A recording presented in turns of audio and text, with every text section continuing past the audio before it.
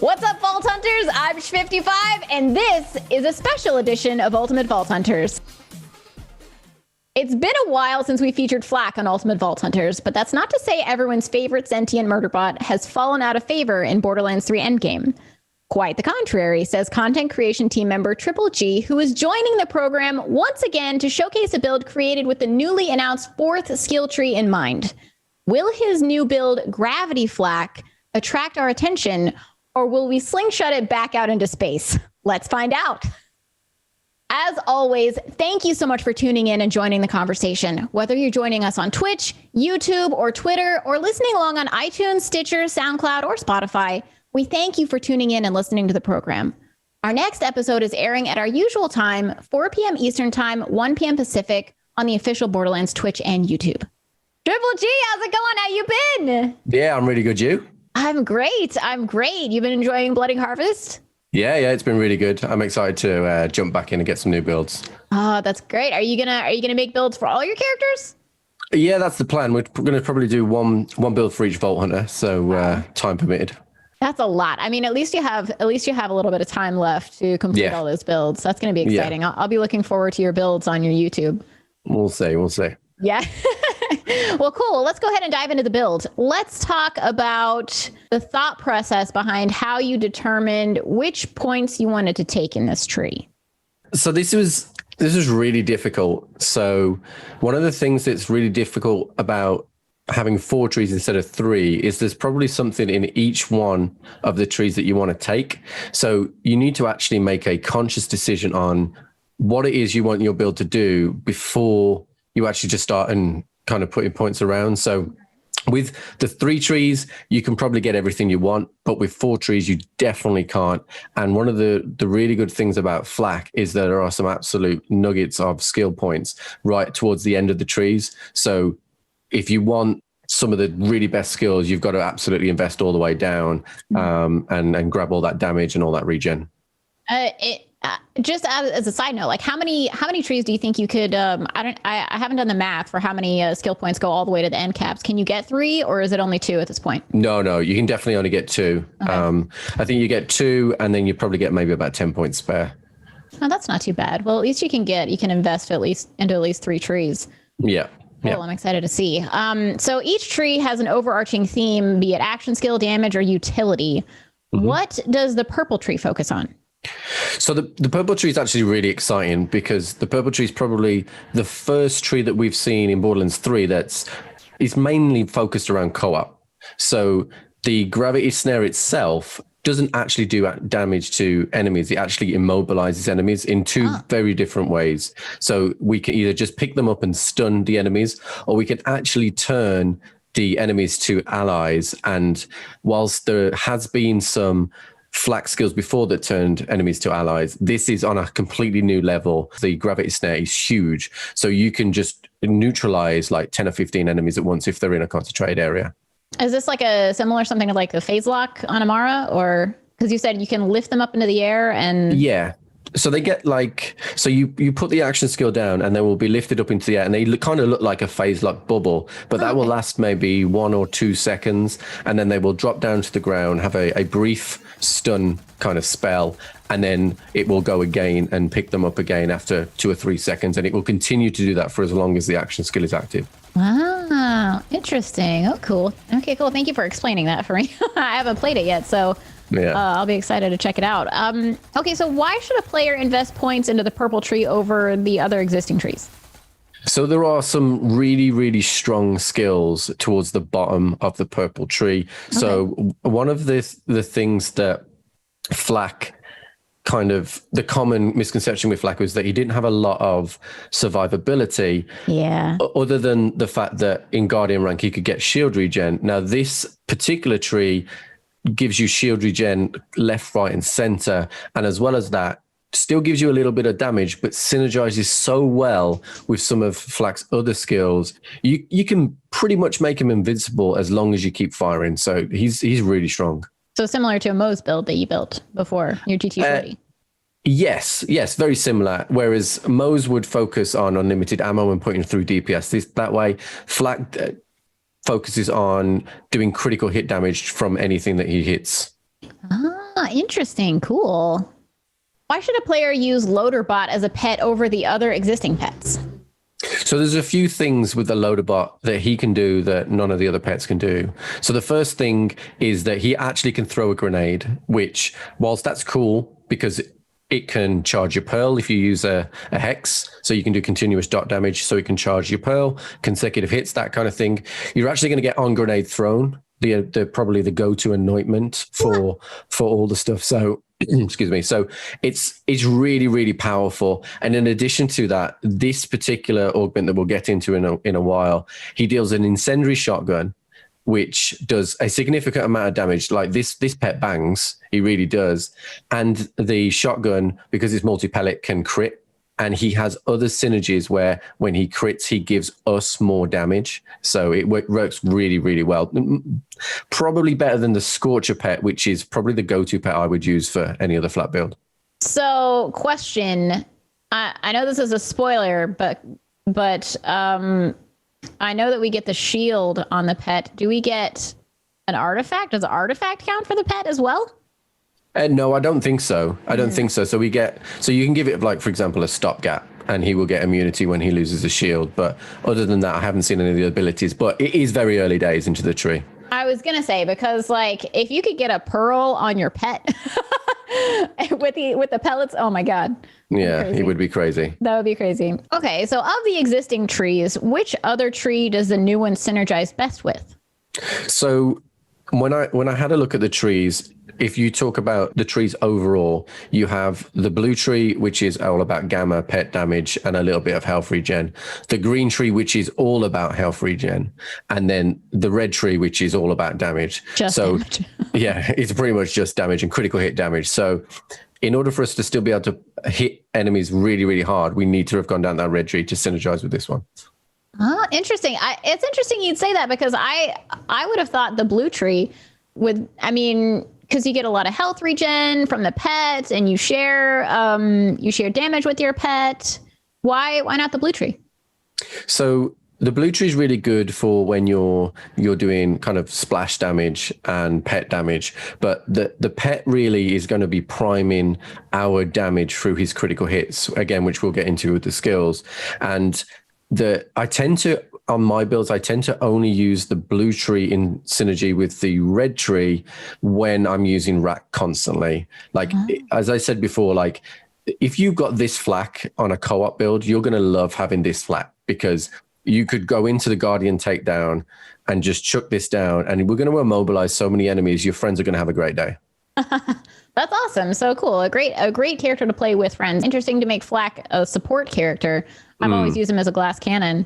Yes, so definitely. I'm excited. Cool. All right. So walk me through this build. Where are we going to start? So let's start with the new tree, because that's what everyone wants to see. Yeah. So in terms of the action skill, we covered that earlier. So the action skill itself, you'll deploy a trap down. It will pick enemies up and slam them to the ground. So it's just worth noting again that doesn't actually do damage to the enemy. So you're still going to actually need to do damage. So there are certain weapons and stuff that I will recommend. But in terms of the point distribution, so the first 5 points will be going into a skill called Gotta Go Fast. So Flak's pets gain increased movement speed and damage. So pet damage is essentially this first row. I tested Success Imminent, and unfortunately the Nova damage, although it had Mayhem scaling, wasn't enough for me to want to pick that skill. I would rather have the pet damage, because this pet is actually incredibly strong. Then I have 4 points in agility training, which gives us reload speed. Now, I wouldn't normally pick those, but I actually needed to get down the tree later on. So those were the best places for it. You could potentially put them into Nova just for a little bit of extra damage, because if we're using action skill start, we can make that Nova go off quite a lot. But I still thought reload speed was a little bit better. So it's just a personal favorite. So you could move those 4 points across into Success Imminent if you needed to. Okay. In terms of the second row, the first skill is Combat Veterinarian. So that will give us Lifesteal. Now, the Lifesteal's pretty good to have, although I will say that most of the time we won't we won't be giving us lifesteal ourselves. This is for the pet. Oh, okay. Yeah, so Flax pet will gain a portion of the damage dealt back as health. So we're primarily going to focus on shields. You'll probably see minimal to non-actual lifesteal across the build once we get down to the latest skill trees. And once you see the footage of yourself, you won't actually see much lifesteal there. Okay. So we'll put 1 point in there and then another 3 points into Throat Ripper. And what this will do is a hunter skill. So Flax Pet's attacks have a chance to score a critical hit. Now, this is a very, very important skill for the build. So there is a skill later on that will, every time our pet gets critical hit damage, it will give us a bonus of 70% damage topped off. So we want this critical hit chance high so that we can get extra damage later on. Okay. So really, really important skill. And better toys, we don't need this skill. I've tried it again later on down the tree. We will be getting shields back so fast that we just don't need this skill on this particular build. Yeah. Okay. Yeah. Then in terms of the first augment that we would use, which is in line with this second row, we're going to use Forage. So whenever an enemy is trapped by this gravity snare, they're going to drop ammo, health, and boosters and shields. This is actually really good. I found that you could keep yourself at max grenades with this. Now, that works really well if you were going to use something like the Pearl, because you can charge your consecutive hits on the Pearl and on your consecutive hits anointment. So I went for this on this particular build, but there's another augment that you could use if you wanted to do something else, but we'll get onto that in a little while. Okay. So the next up in terms of skill points, we're going to have 1 point into Take This. So it's pretty easy. Our pet is going to have our shield. And that shield will give the pet the ability similar to Zane's clone. So we have a stopgap. So whenever our pet... No. So Zane's clone can take the ability in his skill trees. This Flak now has the same ability as well. Oh, that's what you're saying. Okay, I see. Yeah. Interesting. And so when you say the pet gains a copy of Flak Shield, they now have a transformer. Or a stopgap in this case. They now have... Okay, cool. Yeah. So it makes the pet really, really survivable. Like I don't think I've had my pet die. And so if he does die, which it probably will happen at some points, so I think he got really close to dying in True Guardian Takedown. The next point that we're going to have is Lethal Force Authorized. And this is a cool point. This is just for coolness. So when the loader bot would go into Fight for Life, it actually just turns into an exploder like we've seen in Borderlands 2 and just runs off and blows up. So, nice. And the damage of that is pretty substantial. So it's pretty good. So is that something that would happen frequently considering all the shields and health regen and everything? So on this build, when I wasn't in the Guardian Takedown, the pet didn't go too much. So this is like I said, it's a cool skill. I just think it sounds cool. So I've put a point there. You could redistribute that point if you wanted to, but that's the one I went. It just sounds cool. And who doesn't want a Borderlands 2 loader bot, right? So, and then to complete that row, the second augment that we're going to pick up is Wide Net. And this one is really simple and really self-explanatory. We're going to get increased duration and increased radius on our action skill. And the radius is the one that I really like. Duration, this skill feels like it lasts forever anyway, but the radius means that you can crowd control just vast areas. So if you think of the map on Athenas, you can go pretty much the width of the map on Athenas in terms of the radius. Wow. So it's huge. So wait, you can pick up more than one enemy at a time?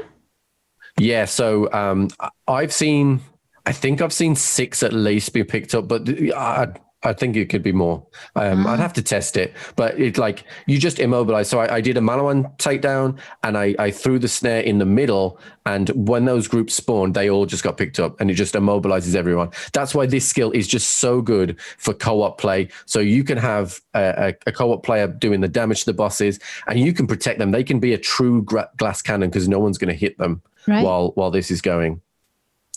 And then, so onto the next row, which is the fourth row down. So 5 points into Monkey Do. Now, this is a critical skill for this build and a critical skill for this tree. So what this does is that Flax Pet gains increased critical hit damage. But on top of that, whenever Flax Pet scores a critical hit, we as flak will deal, the next shot deals bonus damage based on the weapon damage. So we get 70% on whatever weapon damage we use. So if it's a big, powerful bullet, like a sniper, 70% weapon damage on that. But that, and also I tested this on the light show, which has a spread of, I don't know, about 8 or 9 pellets. All of those pellets are amped. So it's really, really good. So to synergize with that, Flax has 3 options as pets, and we'll pause here to go through them. So his normal pet, who is armed with a shock sniper rifle and has homing orbs. And if you shoot those orbs, you get a Nova. Now, the fire rate on the sniper rifle is not high enough for us to crit often enough for us to get this damage of 70% often enough. So for this particular build, not that pet, not the pet iron loader. The second option was the bull loader. Now this gets rid of the sniper rifle and gets a shotgun. And now a shotgun obviously can critical hit on all the pellets, which is really good. And this pet gives you the roundhouse melee attack, which can proc groundbreaker. So it's a good option. That is a good option. But the option that I went with was the warloader.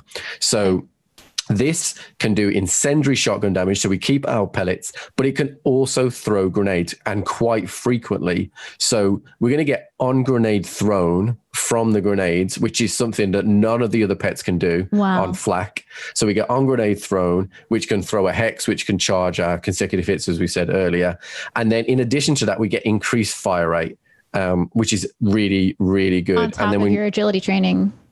Yeah, on top of everything. Oh, that's reload speed. Sorry. Yeah. Fire rate. Okay. Yes. And come on. No, I was just going to ask with the incendiary shotgun. So is your elemental damage going to be important for your pet? Does that count for your pet? So it will count for the pet. So there's not a lot of elemental damage on flak, really. Right. Which is weird that you have an incendiary shotgun. Yes, but with the new Terror Anoints that have just come out, there is a specific Terror Anoint that's come out, which gives Flak's pet damage a bonus 200% damage.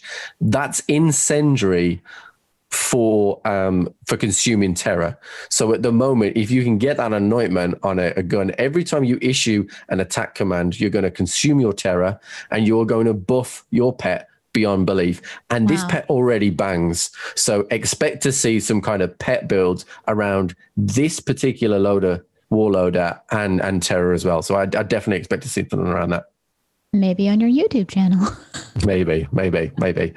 And then, so the final 2 points on that row is not even a challenge. So whenever Flak's pet kills an enemy, Flak gains increased action skill duration and action skill cooldown rate. Now, as I said before, it lasts a long time already. So I tested this with 5 points. I'd brought it back down to 2. I don't feel the benefit of 5 points because it just all the mobs already dead and it's still going. And a really important thing to know actually here is you can pick the actual trap up and give your cooldown back. So when you're going through mobs, you'll get it back a little bit faster. Unfortunately, I would have liked to have seen it where I could just press a button, but you actually have to go back to it, but that's okay. So you go back to it, pick it up, and then you can move it on to the next mob. But 2 points is more than enough. You honestly, you don't need any more because we have already picked up wide net, which gives you duration of 25% already. So the synergy is there. It's more than enough. You don't need any more than that. And then onto the penultimate row, and this is the best skill on Flak by a mile. Really? I'm putting it out there. My name's on the. I'm putting it out there. Okay. Fuzzy math. Whenever Flak or their pet scores a critical hit, a portion of Flak's and their pet shields are restored. Wow, that's huge. It's massive. So bearing in mind, we've already buffed the amount of critical hit damage and critical hit chance on our pet. And everybody that knows Flak knows that in the orange tree, there is a certain skill called Megavore, which will allow you to do critical hit damage on anything that you hit in any part of the body. And that's a 20% chance. So any fast firing weapons on this, you will just see your shield just constantly go up all the time. Finally. It's amazing. It's absolutely amazing. So if you are another Vault Hunter and you're used to seeing where you shoot bullets on Zane and you just have your health go to full, or on Amara, health go to full, Flat can do this with his shields now. It's the same way that most can do with her shields with like a Bloodletter build. We've been needing this, man. It's time. Yeah. So I tested how many points you need in this. I think 4's the right number. Okay. As of right now, where our lovely enemies are still doing M10 damage, if that is addressed and then don't do M10 damage, you can take some points out here if you want to. But the actual 4 points in right now is where you need to go. Okay. Now, I said that this fuzzy math was the best skill. You did. You put your name on it. However, this is like the very close second. So I can't say this, so let's try it. So capacitance, right? We'll go for that. You did it. Yeah, that's it. Amazing. Whenever Flak activates their action skill, they gain a greatly increased shield. Forget what I just said. They double their shield. He doubles his shield for 100% for 16 seconds. 16 seconds. And if you're Flak, in 16 seconds, everything's dead. Everything around you is dead. So double what you already have. You're not talking shield regen. This is like double. Okay. So for example, Transformer has a roughly 40k. You're going to get 80k. Now, if you wanted to, you could put a Deathless on to double your shield already. You could be at 80k and then double it again with this action skill to be 160k. So Flat now has the ability to get huge amounts of shield. And then when you think about the fact that he crits and regens his shield all the time, he now has serious survivability. Man, I used to use a protuberance and shoot at my feet with a transformer just to keep myself alive in the takedown. I'm like so excited. There's some survivability now. This is great. And because Flak can get his shield back so quickly, there's something really special that you can now do with amp shields, but we'll get onto that in the gear. All right. I'm excited. All right, what tree are we going to go to next? So we're going to go to the orange tree next. Okay. So no surprises in this tree. If you look at many of the builds in the Borderlands community, you're going to get this kind of setup in an orange tree. However, the difference is where we talked about the purple tree and we talked about co-op. If you want to play as a solo player and you spec in this way, when we change a couple of pieces of gear, you're going to be able to do billions of damage on. It's just incredible. You're going to be able to boss kill solo. Like Amara Billions, yeah. Like Amara Billions. It's going to be incredible. So let's go through them. Like I said, this is going to be something that most people are familiar with. So 5 points into an Interplanetary Stalker, which is a kill skill, which gives us 16% damage per stack. Then we're going to have Leave No Trace for full 3 points here.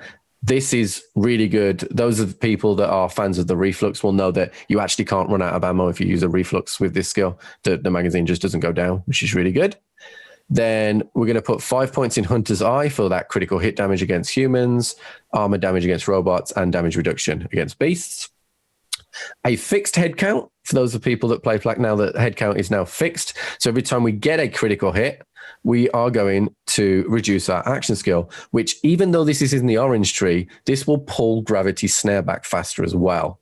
So Gravity Snare, I think, let me just double check, but I think it's like a 30-second cooldown. Yeah, 36 seconds. But with head count and the other skills that we've taken on action skill cooldown, we're going to get that back way faster than that. Then that's it for the first two rows. We're not going to put any points into Ambush Predator, although there will probably be some points when we use certain class mods in there. Then we're going to put no points into Two Fang. And nothing into Second Intention? The one in the top right? Yes, sorry, no points into Second Intention either. We don't need the reloads because we've got it in the purple tree and we already have critical hit damage and everything like that already. Then 3 points into Big Game, obviously buffing our Hunter skill duration and effects, and 3 points into Most Dangerous Game, which is one of the most important skills in the tree. Every time we kill a badass, we're going to get constant buff damage for a certain period of time, and the amount of points in there just makes it to crazy numbers, which is really good. And then a point into Galactic Shadow to buff our critical hit damage, which is already buffed from the purple tree. 2 points into Grim Harvest. We only need 2 here. I experimented it. We've got more than enough damage to boss kill. So we only need 2 points in here. And then Megavore, obviously, which is the best skill on. Yeah. Well, now they're probably the second best skill after shield regen on hit. So when we are bossing, the augments we're going to use. So we're going to use Rack for bossing. So really? So co-op play, we are going to use our purple tree and our snare to immobilize everyone for everybody else. But when we want to be selfish and we want to do boss kills ourselves, we're going to use the Rack attack. We're going to use the augment for Falconer's Feast, which is going to give us a little bit of health back if we need to. And then what we're going to do is we're going to use Rack Accelerate, which is never used by anybody. But when I show you the class mod choices that we make and the equipment that we make, you will understand why. But we'll get into that when we use the actual gear itself. Do you use a different pet as well, or do you stick with the new pet, the Warloader, is always the one you're going to want to go for. Okay. The Scorcher was the go-to, but I think the new Warloader is just better for that on grenade thrown action. Fantastic. And then there's just a couple of points sprinkled in into the other trees. So for the green tree, we're going to put 1 point into Furious Attack just for stack damage, just so we have an extra hunter skill. You don't have to do this. It's just so you've got an extra hunter skill, because why not have more? And then no more points into the green tree. And then we are going to flick to the blue tree. Okay. So we have 9 points spare at this stage. So we're going to put 9 points in. So the first thing we're going to do is give our pet some more damage by having 5 points into Ferocity, which gives him another 50% damage, which is really good for the amount of points that we do. Then we talked about the extra damage. So we're going to increase his Flak's gun damage and action skill duration. So the reason why we didn't put as many points in the purple tree for duration is because we're going to put them here, because not only do we get duration, but we also get more gun damage if we use these skill points. Right. So we got 12% gun damage and 45% action skill duration. So action skill duration will have diminishing returns, but he will be up for, it feels like it's 2 minutes. I'd have to time it, but it feels like it's a long time. And then the final point is in Frenzy. Again, you can play around with this point if you want, but this is just another hunter skill. So to give us a different set of stacks, which has given us a different set of damage for both the pet and Flak. Now, okay, I want to ask, are you setting us up for like a Zane situation where you can just like set it and forget it?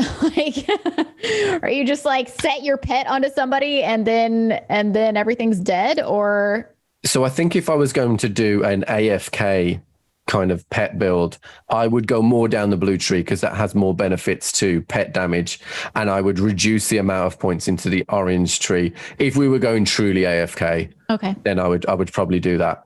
And I would probably go a little bit more down the green tree to get me the skill that gets the pet to revive us, lick the wounds, just for that little bit of protection.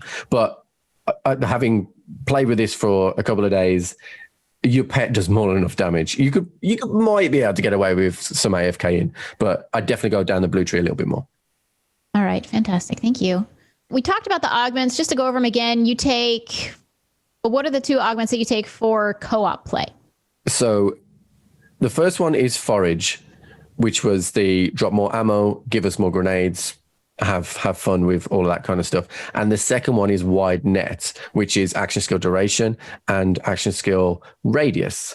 Now, there's something really cool about this tree that has pluses and minuses. So let's go through them both. So if you take the augment as it is, Gravity Snare, it picks people up and it puts them down. So obviously we talked about it doesn't do damage. But if you've got certain enemy types that can jump, when they land on the ground, they have a couple of seconds where they can either shoot at you or they can jump. They can technically jump out of your radius. So I found at times that was a little annoying that they suddenly were out of my radius. The reflux, which was one of the weapons I used, would still kill everybody around them, which was really good.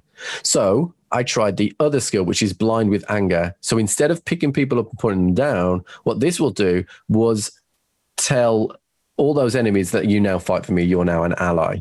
Now, normally, if you think about turning allies sorry, turning enemies to allies, you wouldn't actually, it's not really beneficial. There's a couple of class mods out there, but they don't do a lot.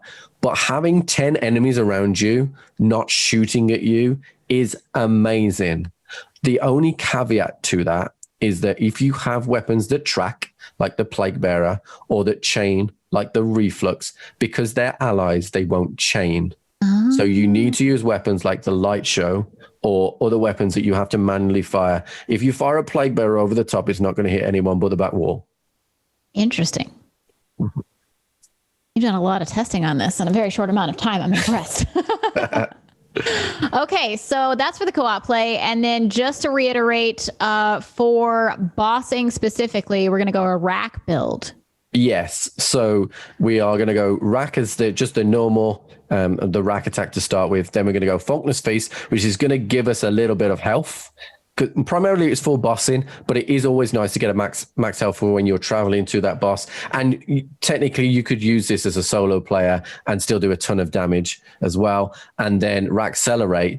So as we're going to go on to the gear next, let's start to talk about this. So the reason we choose Rackcelerate is because we're going to use the new class mod that came in DLC 4 called the Peregrine.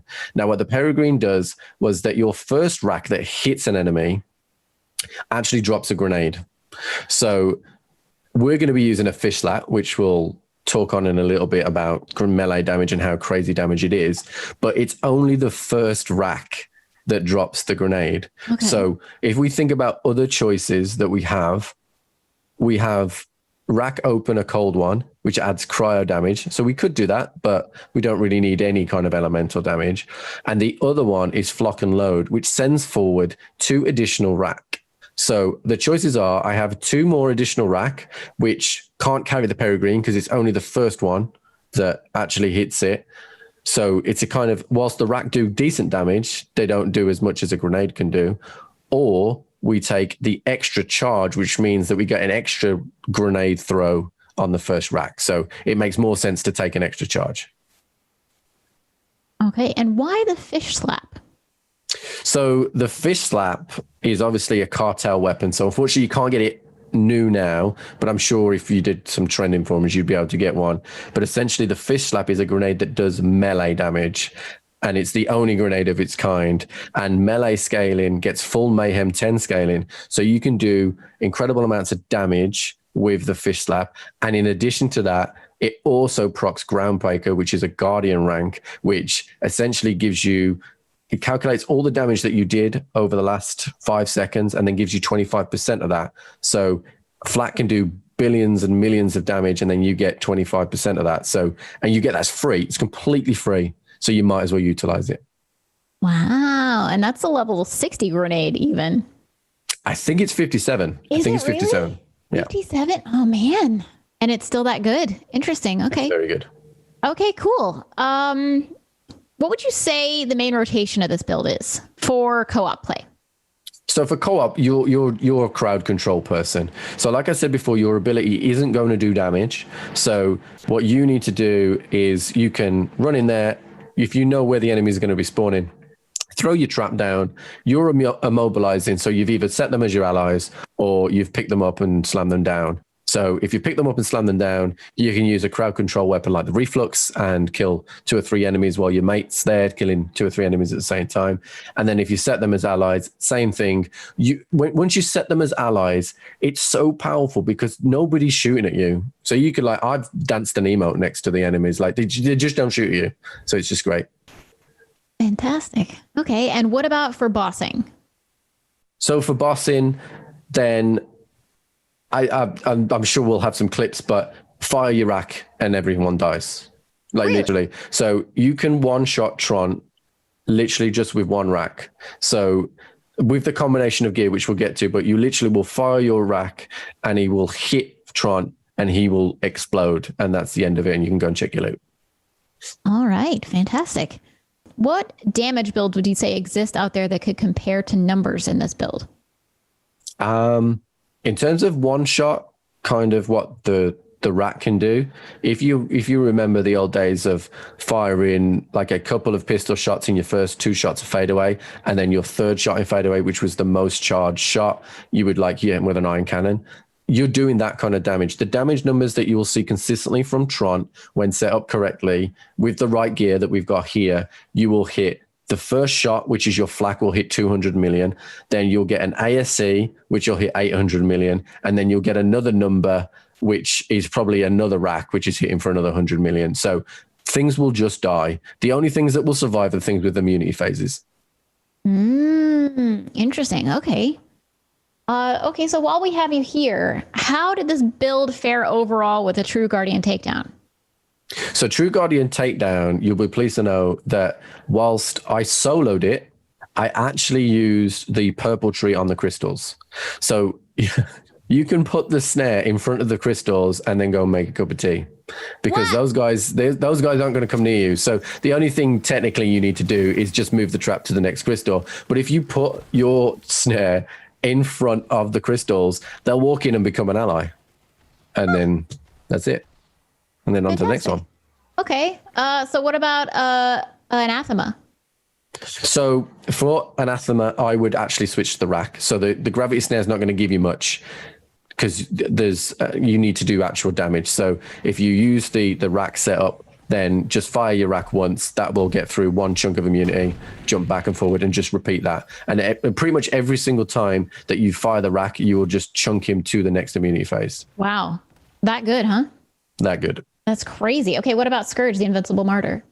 It's exactly the same as Anathema, really. I would actually use the rack all the way through that fight, because when you're getting teleported, you just want to clear it as fast as possible. So you can, for example, when you got the 2 teleport phases, so you can just put a gravity snare in front of the 2 portals that come either side in the first phase or in front on the second phase, and kill them that way. Or you could just use your rack and they will die as well.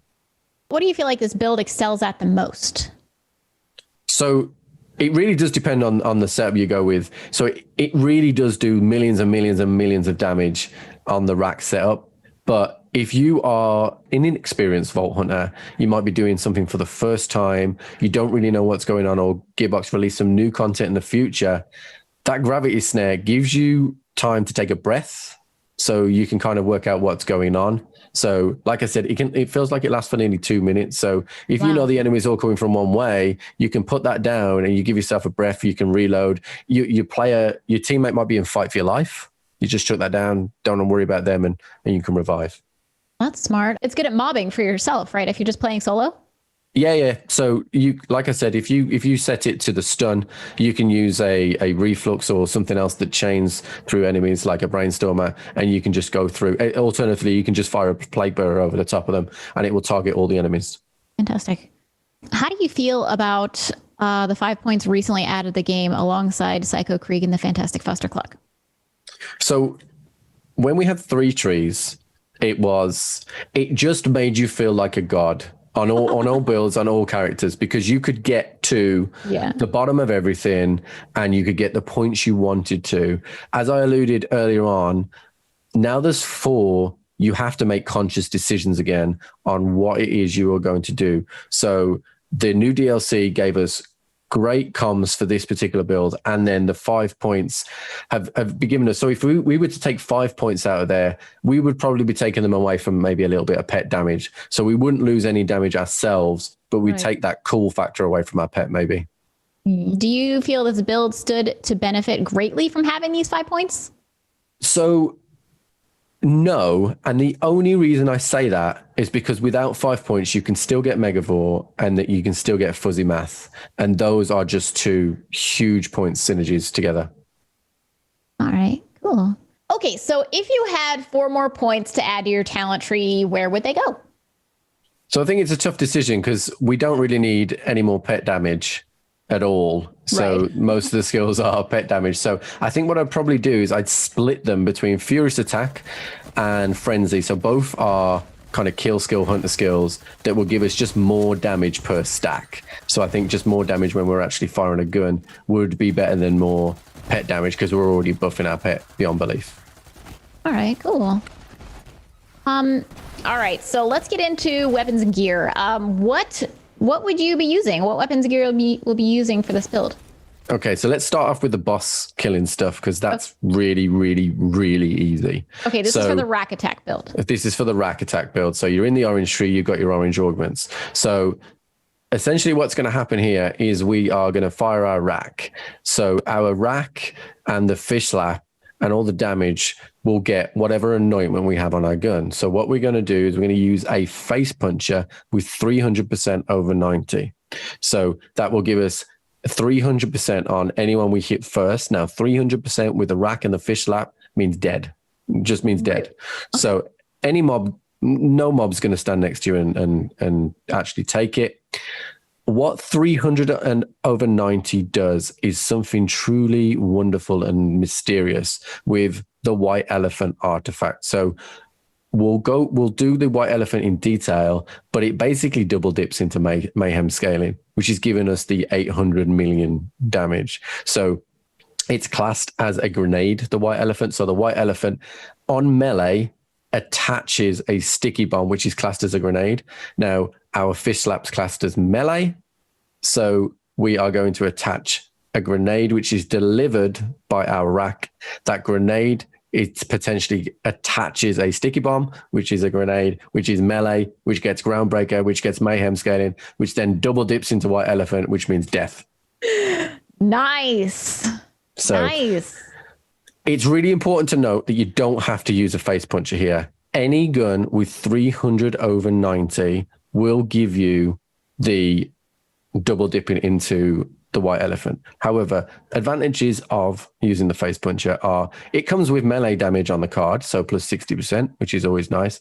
In addition to that, if you, let's say you hit Tront, okay, and you take his shield off with the rack, and then the white elephant kills the rest of him for 800 million. Whatever person you shoot for next in the next 5 seconds is going to get 25% of 800 million. They literally just go, and then the next person's dead. So if you get massive white elephant damage on anybody, the next person you shoot with a face puncher will die. That being said, if you use, for example, we will have a 300 over 90 Hellwalker, you've still got that damage. It will just be delivered in your next fish slap, for example.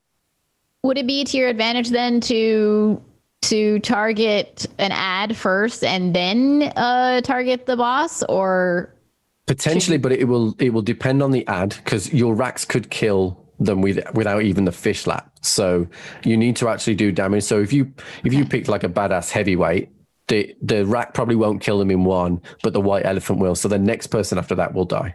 Okay. Cool.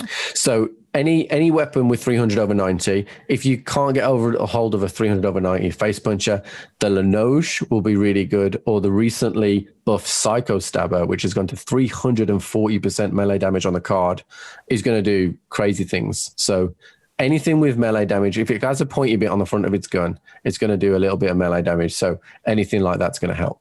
Good to know.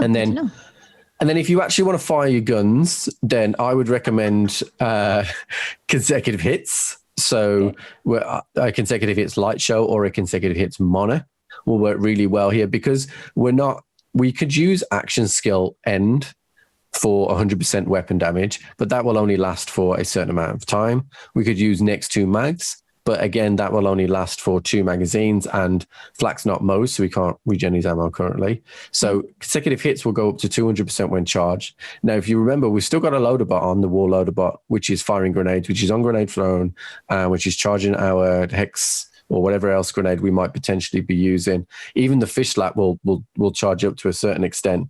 So it's why I would use consecutive hits. So as long as you've got something doing dot damage, consecutive hits up, so you can get up to 200% damage with consecutive hits. Okay, so are you using a fish slap on your co-op build?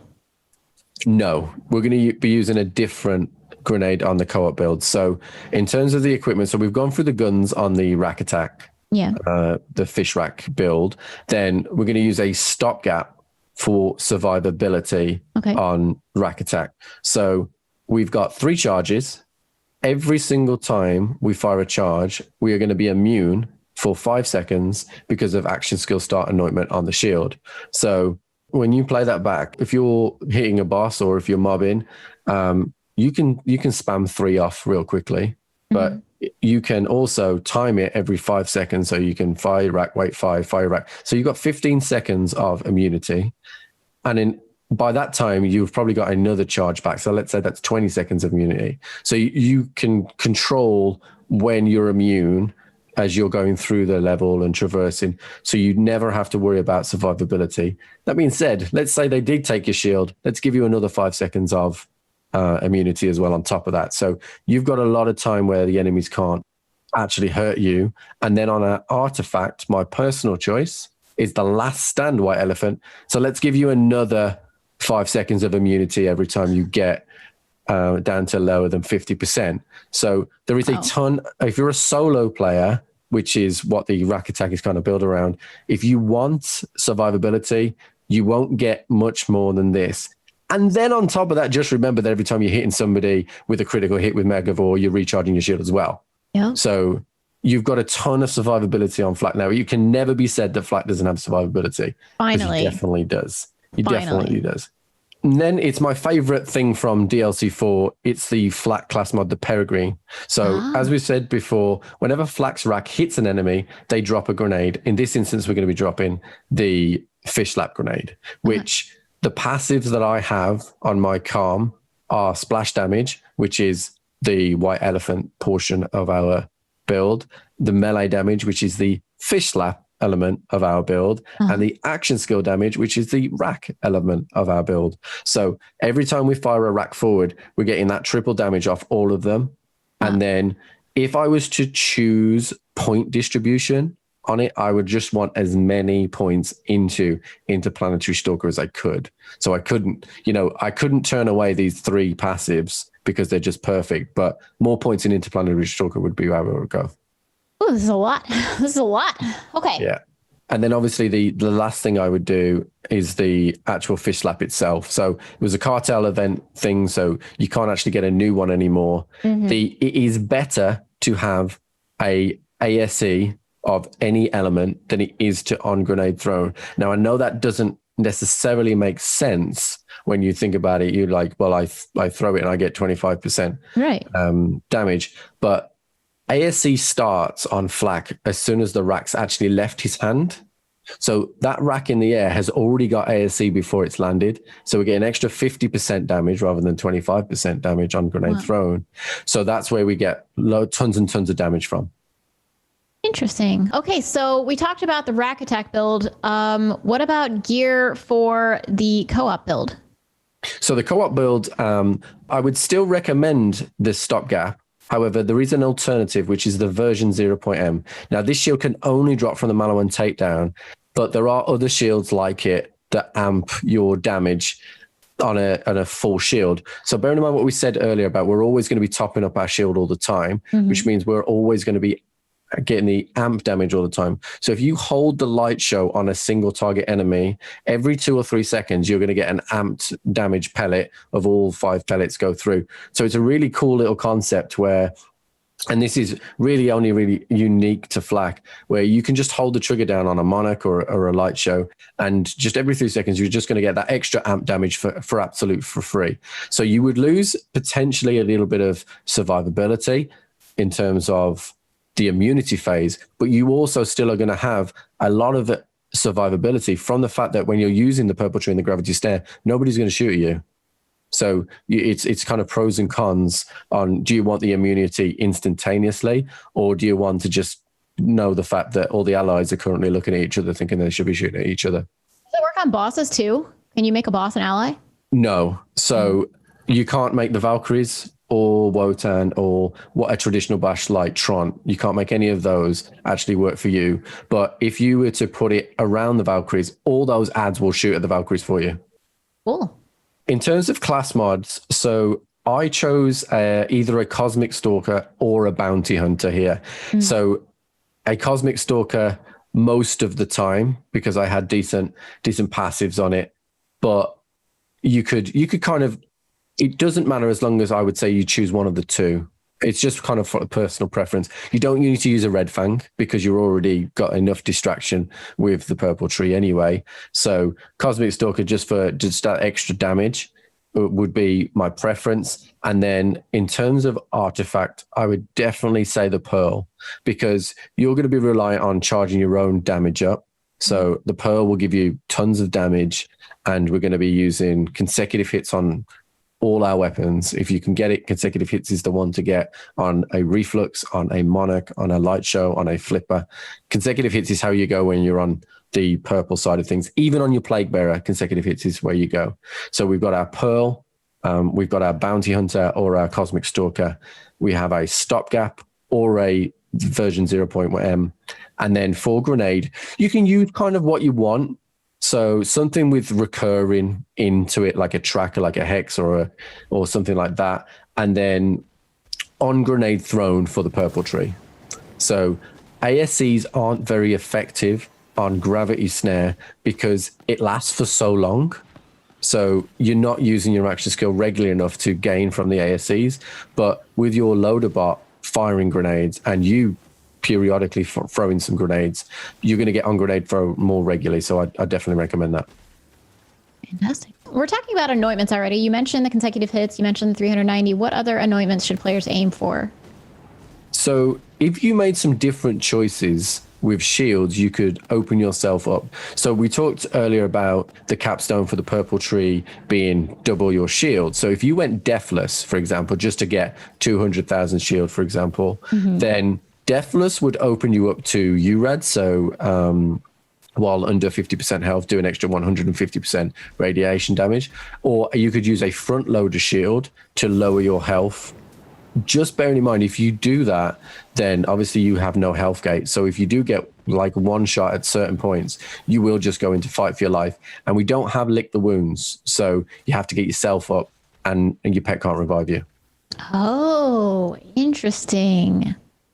That's hard. That's what I kind of rely on my pet to pick me up. I guess if you're not squishy, it doesn't really matter though.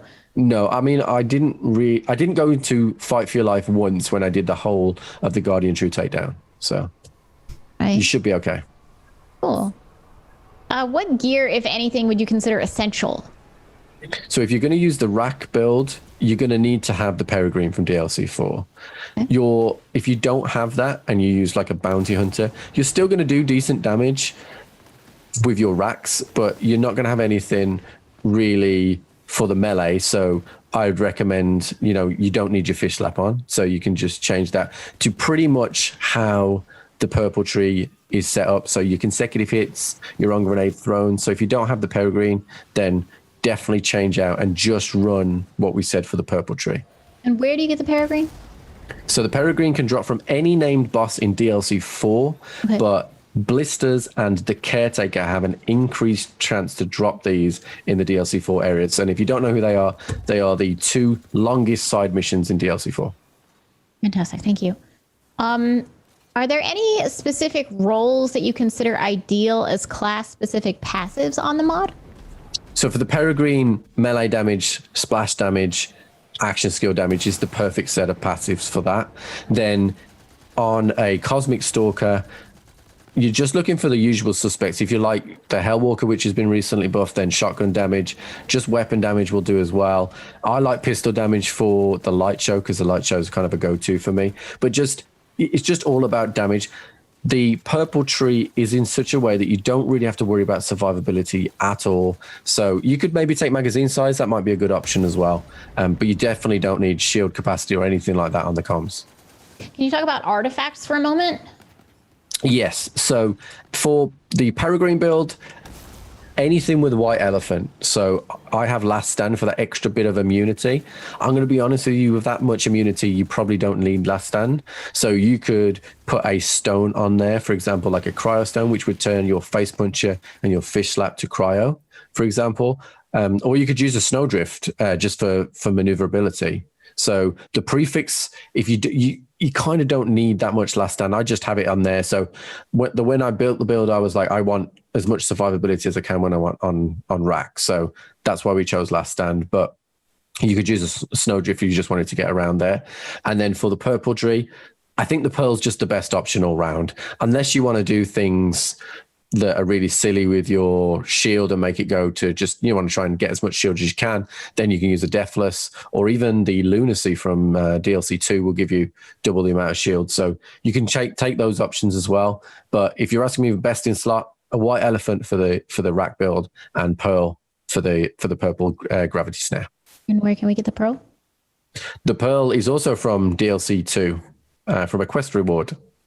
Awesome, thank you. Yeah. What grenade mod did you say you use? You said the Fish Slap for the rack attack build? Yeah, so Fish Slap for the rack attack build, and then you can kind of use what you want. As long as I'd recommend the anointment more than the grenade.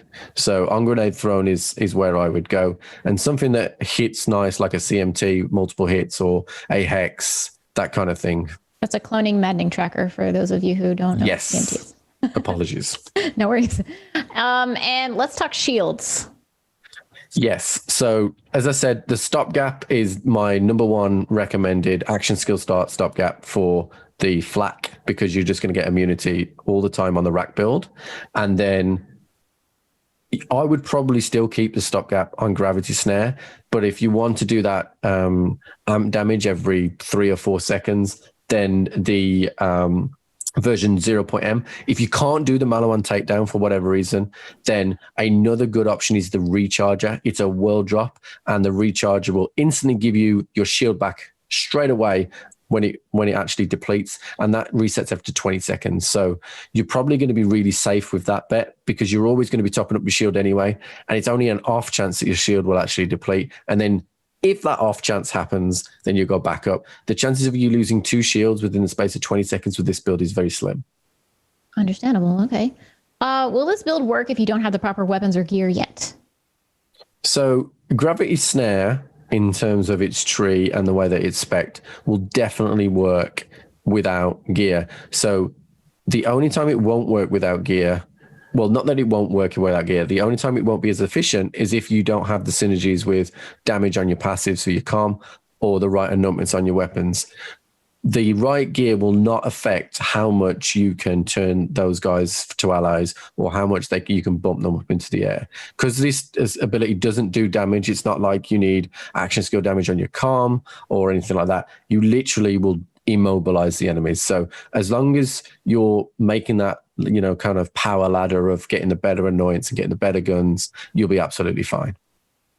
Fantastic. What would you say that I could use until I have optimal loot? Like a 390 or something?